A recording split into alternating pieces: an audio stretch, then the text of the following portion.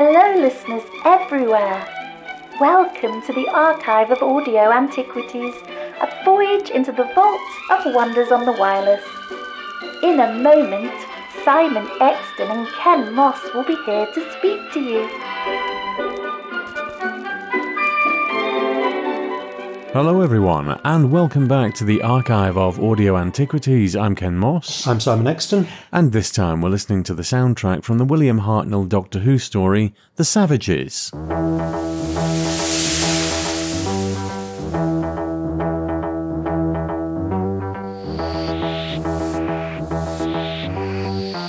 This is a four-part story from the William Hartnell era, towards the end of his third season. Companions he was travelling with were Stephen, played by Peter Purves, and Dodo, played by Jackie Lane. And in fact, this is the story where the character of Stephen leaves the TARDIS team. Jano, since you have destroyed the power you held over Charles and his people, you realise now, of course, you've got to learn to live together. Yes, but the fear and hatred of the past will only die slowly. We need someone like yourself as a mediator until we have become one people. I see, but in my case, I'm afraid that is utterly impossible. The man we need must inspire trust. There is the leader we want, Jano. I could! A great honour, dear boy. But I can't walk out on you and Dodo. But think of the challenge to be able to set up the people of these planets for a new life. You're quite ready for this task. You think I can do it? Yes, I do. And you're the only man who can, my boy. You would give us new hope. Well, I must say, young man, I'm very proud of you. Doctor, I don't know if... I know, my boy. Well, go on, you mustn't keep them waiting. Goodbye, Stephen, and good luck. There's very little surviving of this story in terms of footage. There's no actual broadcast quality footage. There's a few snippets of 9mm footage that look fairly ropey, and there are telesnaps. So we can get an idea of what the story looked like. As with all other missing Doctor Who episodes, there is a full soundtrack, and this has been cleaned up and given an official release with a linking narration by Peter Purves. So we can get a reasonably good idea of what the story is like. Now, I've always been a fan of the Savages. I know you've been traditionally less Up to keen. now, less so, yeah. But, because obviously I knew we were going to do this, so I've given it a re-listen over the past week. And the first time I ever listened to it was, a couple of 2-3 years ago maybe, and I've never revisited it since. It didn't strike me as a great Doctor Who. On re-listening, I can see why now there are bits of it that you miss first time around. And from an editor's point of view, early Doctor Who's only had 4 edits per half-hour episode, which is nothing really. You could have camera shots within those edits, but actually editing away to a different shot or a different scene, 4 in half an hour, is not very many. If you listen to the soundtrack of this, The Savages, which was only sort of, 66 have we sneaked in by then? You can hear the scene changes reasonably regular, certainly in the setup episodes, where the Doctor's talking to the elders and Dodo and Stephen are with the Savages, or the Savages are just milling about, watching proceedings and setting up the story. I would really like to see that returned. I think visually it'd be a lot better than it's... I can't say that it's got a bad reputation, but it's not particularly highly regarded. I think there are stories... The Ark would be a perfect example. On audio, it wouldn't be particularly exciting, but it works well if you gloss over the monoids. But the sets and the effects that they have work well. Yeah. And you don't get that purely on audio. So I think if it didn't already exist, the Ark would have a similar reputation to the Savages in that it's not particularly exciting. But when you actually watch it, it's a good set of episodes. I've always liked the Savages. I like it as a story. It has a couple of interesting little historical twists to it, and it was the first Doctor Who story to not use individual titles for the episodes. Really? Yes. That's one thing. And the second thing is that with the recovery of an episode of Galaxy 4, it is the only William Hartnell science fiction story that has no surviving episodes. There are some nice bits in it. I like... The one thing that quite a nice invention was the light guns, which are basically that you fire them at people, but they don't wound or kill. They just they entrap you and you can then guide them using the gun. And actually, there are no character deaths in the No, the it's Savages. where nobody dies. I remember seeing that in a program guide somewhere. Yeah. Apart from Edge of Destruction, which doesn't have any guest cast, it's the only William Hartnell where there aren't any deaths. No. And there was only one Patrick Troughton. What's the plot? So the Doctor and his companions land in the far future, and their journey there has been tracked. So the inhabitants of a city that is on an island on an unnamed planet have been waiting for them to turn up and say, we've been following your journeys through time. We respect you massively as a scientist. We'd like you to have the honours of our city. Please come and look round. And the Doctor, right from the beginning, is a little bit suspicious of them. In a very polite way. Well, yes. But Hartnell, when you flatter him, his Doctor was polite. Now, Stephen and Dodo have a tour around the city and end up discovering that the thing that makes this city as advanced as it is that they're draining the life force from the other inhabitants of this island, who are the savages who run around in animal skins and live in caves. And they take their life force, their vitality, and transfuse it into the inhabitants of the city so that they can become more creative and more intelligent, as a sort of scientific vampirism, really. When the Doctor discovers this, he sides with the savages. He says that this is unethical. And so the city elders turn on him and drain his vitality. And this is one of a number of excuses that there were around that time to minimise Hartnell's workload, because he was really quite ill. So in Celestial Toymaker, he was invisible for a couple of episodes, and in the 10th Planet, he's unconscious for an episode, and the Smugglers, he just wanders off for an episode, doesn't he? Well, the Massacre. I know he's in it as the Abbot of Amboise, but he's not a particularly heavy part. He's very light in the Massacre, really. It's Stephen's story. Yeah. And so the TARDIS team side with the savages and end up capturing a couple of the guards, getting hold of their light guns, and trick their way into the city to destroy the machinery. They are assisted by one of the city guards who has befriended apparently the only female savage. It seems to be, what's her name? Nanina. Nanina, that's it. When he was captured, she was looking after him, and she prevented the other savages from killing him. So when the tables turn, he gets his light gun back. He is prepared to cooperate for her sake. So they're able to keep the door closed while the Doctor persuades the city elders that this is completely unethical, and then they all smash up all the equipment. At the end of it, there are these two populations that don't really trust each other, saying, we want somebody who is neutral to take charge, and they plump for Stephen. So Stephen leaves the TARDIS to become the leader of this new combined society. I've never been a massive fan of the story. On hearing it again, there are a lot of plus points, and I actually think that some of the ideas in it are quite clever. Yeah. The one thing which we both agreed on, and we both said it at exactly the same time, is Stephen is a bit of a dick. Yeah, absolutely. Stephen's always been quite a sympathetic, down-to-earth character, and he's always, with Dodo, been quite protective of her. In this, he's an absolute dick to her, because she's suspicious right from the word go, and he's saying, oh, don't cause a scene, don't embarrass us in front of our hosts. And then says to them, oh, Dodo's always lying about things and making stuff up. But she says outright, I saw something. I saw this thing walk by. And he basically just tells believe her that she's imagining it. Yes. Which is completely out of character for Stephen. I've always said Stephen has been, for me, one of the best companions of the Hartnell era. And he's been the most real. And actually, the two characters that really drive the resolution of the plot in this are the women. It's Dodo and Nanina. Yeah. Dodo, without her, they probably wouldn't recognise the problem with the society, because she's the one that, where it doesn't feel right for her, so she goes off to investigate. Stephen would just blithely wander along on his guided tour and not be any But wiser. they want Stephen as their king.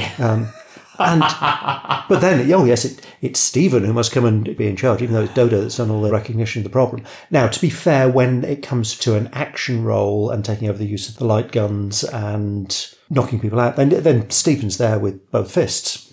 It's a disappointing story for Stephen on reflection, because I like him as a companion, but I don't particularly like him in this story. I think he's a bit of a dick. And why they choose him to lead them rather than Dodo, I have no idea, because it's much more her story than his. This really is just another example of how badly Dodo was treated. I've often thought that it might be nice if Big Finish got their hands on Dodo. She's the only one now that hasn't come back, that's still alive from the classic series. To be honest, I can understand why. She's in her 70s now, I believe. Doesn't she live abroad now? I wouldn't like to say it, but a 70-odd-year-old realistically trying to play a sort of late teens, early 20s character now, particularly with what appears to be the lifestyle that Jackie Lane's had vocally with cigarettes and alcohol, it looks like, could be completely disingenuous. Well, I mean, there's video of her on YouTube smoking, so... Yeah, and she does sound completely different now. So I think that you couldn't really get away with having Dodo back as the character she was. I think it's a shame because it's worked with Susan and it's worked with other characters who have... The other characters that it's worked with have tended to stay as actors, whereas Jackie Lane has been an agent for far longer than she was an actress. So it's a shame, really, because I think Big Finish could have really done something good with Dodo. They've tried. But she wasn't well treated in the books either. I've not read all the novels with Dodo, and I've read. She's only in 2. Well, there was Salvation, and there were a couple in I forgot about Salvation. There was in the BBC range. You're thinking the New Adventures and the Virgin range, aren't you? There was Who Killed Kennedy? Man in the Velvet Mask. Man in the Velvet Mask, which is a horrible mishmash of a book, but doesn't treat her well, and she ends up with some nasty space STD, and it's all just a bit odd. And she gets killed in Who Shot Kennedy. Spoilers. So, yeah, Dodo was not a well-treated companion. For what? A 25-year-old pretty rubbish book that doesn't actually have the Doctor in it, yeah. Yeah, so The Savages, it's a nice send-off for Stephen. At least he actually does get a definite exit. Yeah, which is more than she does, and he gets a better exit than Ben and Polly do. And I believe that, because I'm a bit behind now with the Big Finish stuff, but I believe they've revisited Stephen as King of the Savages. Oh, right. You know Big Finish far better than I do. Yeah. Big Finish, as you've said, they overmine this, or they overfish the same pond in terms of writers. They could probably do to expand their pool of writers. But what they've actually tried to do with the characters, I don't think anyone can really fault. I've not heard it yet. I know you have. They've tried to expand on Katarina's story, which is a bit of a stretch because between Mythmakers and the start of Dalek's Master Plan, there isn't a gap. There just isn't, and you've said it's a massive crowbar. It is a big crowbar, but the series has had big crowbars in it before. That I don't have a problem with, and the actress that they have playing Katarina actually does a really good job, and I have to say does a better job than Adrienne Hill did, because Adrienne Hill wasn't, on the basis of the one episode we have, really wasn't great. I mean, either she was having a bad week, or she just doesn't really have an awful lot of dramatic range, because it was all standing in publicity shots. It was pretty bad. I was surprised. I listen to the audio version of Dalek's Master Plan regularly, every year. The woodenness of her physical performance doesn't come across on audio. I mean, it wasn't until we were doing it for one of our episodes that it really came across to me, because she's so background and you're concentrating on what the Doctor's doing and on what Brett Vian is doing. You kind of ignore what she's doing because it's so ignorable. We should do the Katarina thing in a different podcast. I think that would be an interesting route to go down. Well, the Big Finish one. Yeah, well, and Mythmakers and Master Plan. I think we've already done her episode of Master Plan. We have, but Master Plan as a whole, I think, it's worth us doing at some point. But before we drift too far, as is our want, the only thing we've got left to do is Podcast of the Week.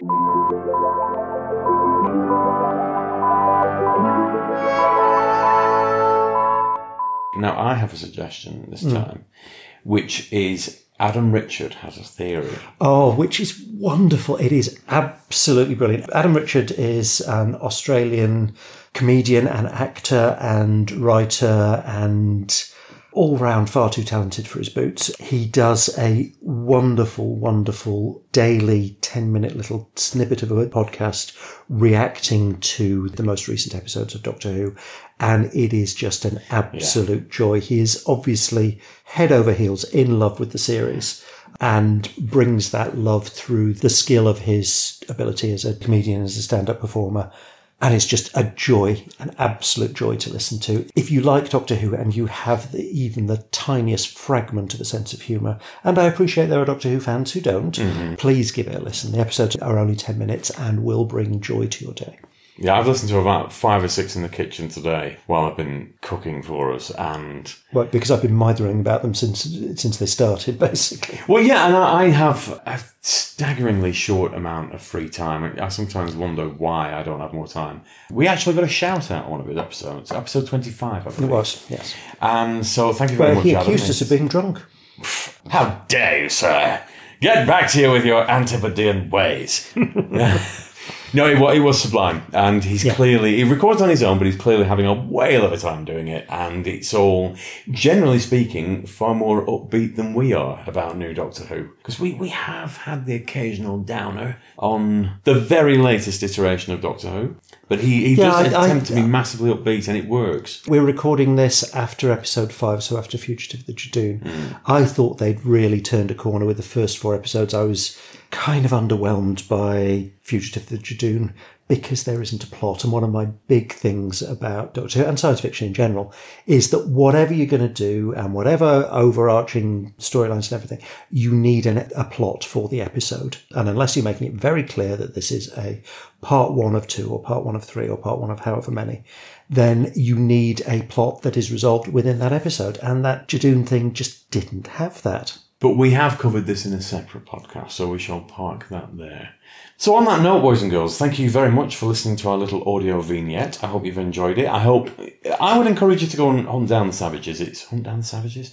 Have a listen to the Savages. It's a good, unremarked story, really. Yeah, it's one that I would love to see back in the archives because I think adding the visuals to it will really make it. Or animation. I reckon that's fairly low down the list. I think, the Hartnell ones, I think so as well. We actually have quite a good track record for predicting the animations, don't we? We do. And I haven't sat down and thought what I think the next one to be announced is going to be. I wouldn't say no. I think Wheel in Space has got to be on there. I know they've started it, so... I'll have to have a look and see what is... Or Evil of the Daleks. I don't think that will be a million miles off.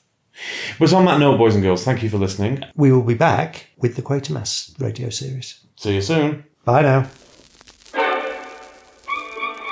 The archive of audio antiquities featured Simon Exton and Ken Moss, and the announcer was Jenny at Blue Box 99. All featured soundtracks are the property of their respective producers, and no infringement of copyright is intended. Title music was by Edward White, and the programme was produced by Maverick Productions. For more information, please visit maverickproductionsuk.blogspot.com or find us on social media.